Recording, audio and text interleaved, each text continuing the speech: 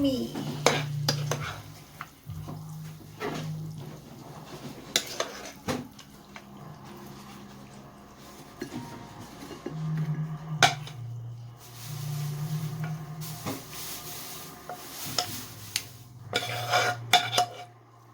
Wow, this is so yummy.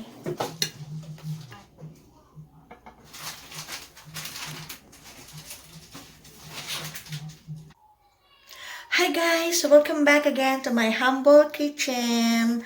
Today, ang lulutuin ko ay binagoongang baboy. Wow! Pinoy na Pinoy ang dish. So, madali lang naman siya, pero sa mga hindi pa nakakaalam kung paano paggawa, ituturo ko sa inyo kung paano ang easiest way how to cook binagoongang baboy. Okay, start na tayo. I will show you the ingredients. So guys, ito lang meron ako sa freezer namin, ang pork loin chops. Pero it's up to you kung anong part ng baboy ang gusto nyong lutuin. So, kailangan natin yan. Kamatis, bawang, sibuyas, salt and pepper. Ayan. At syempre, kailangan natin ang bagoong at vinegar. Ayan, hindi po ako nag-i-sponsor ng kung anong mga products na yan. I'm not sponsoring anyone, anything. Eto tips guys, pag maghihiwa kayo, yung mga pinagbalat-balatan nyo, lagay nyo dito sa container. Lahat ng dumi nyo, lagay nyo sa container. Pagkatapos na magluluto, itatapon nyo na lang siya. Hindi siya makalat sa lamesa. So ayan, nahiwa na natin ang panggisa. So, hihiwain ko ang pork. Depende yan sa laki na gusto nyo. Ako gusto ko medyo malalaki ng konti. Yan. Mga ganitong hiwa lang gusto ko. Nasa sa inyo yan. Ayan guys, nahiwa ko na ng mga ganyan kalalaki lang. Yan. So, yan guys, magigisa na tayo. Painit na tayo ng oil.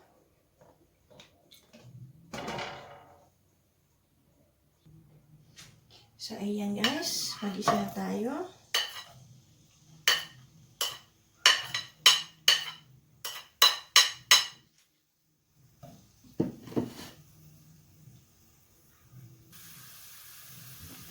Ayan. Ito. Bangon din isa. Then, ilagay natin ang kamatis.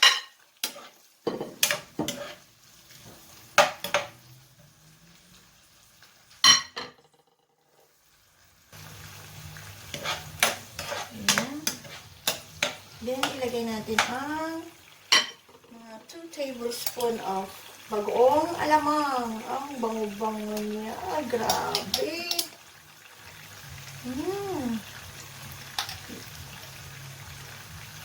2 tablespoons pero punong-puno. Ang dami kong nilagay. Okay lang. Yummy.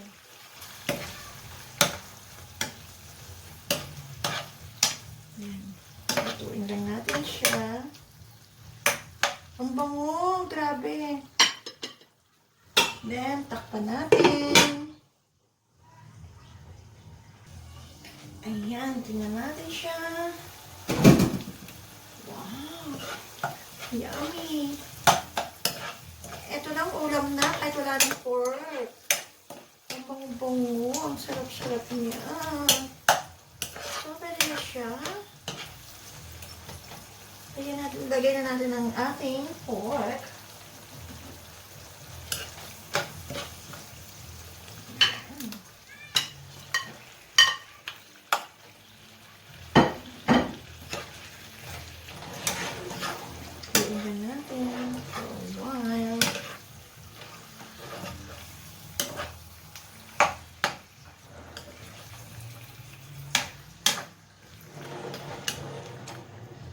Yan.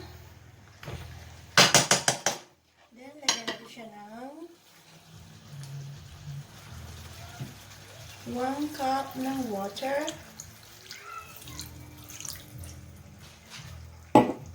Then, lagyan natin siya ng vinegar. 1/4 cup.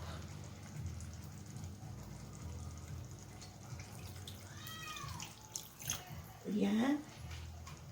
Lagyan natin siya ng salt. Konting salt. At saka pepper. Kung gusto niyo ng maanghang, lagyan niyo siya ng maanghang, ng sili. Ayan. Pakuluin lang natin siya. Huwag natin hahaluin. Ayan. Patutuyuin natin siya. Patutuyuin natin siya. Huwag natin siyang bubuksan. Huwag natin siyang hahaluin. Pag tuyo na siya, tsaka lang natin siya hahaluin. So guys, ayan na. Tuyo na siya. Look at that. Oh, nice. Pwede na natin siyang haluin. At ipritos na natin siya ng konti.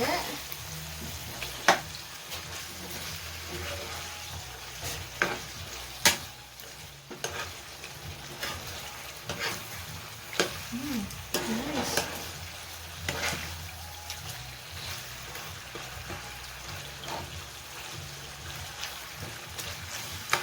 Yummy. Nakakagutom.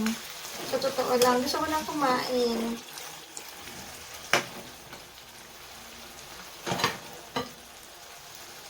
Tayin muna natin siya.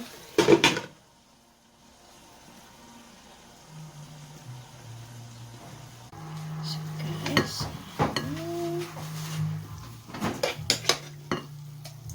yummy.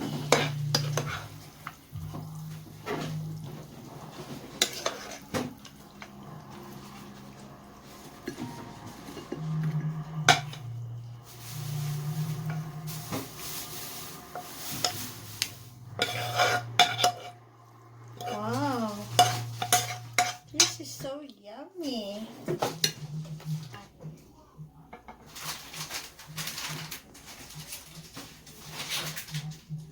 So, that's it guys. Ito ang aking binagoongang baboy. Yummy!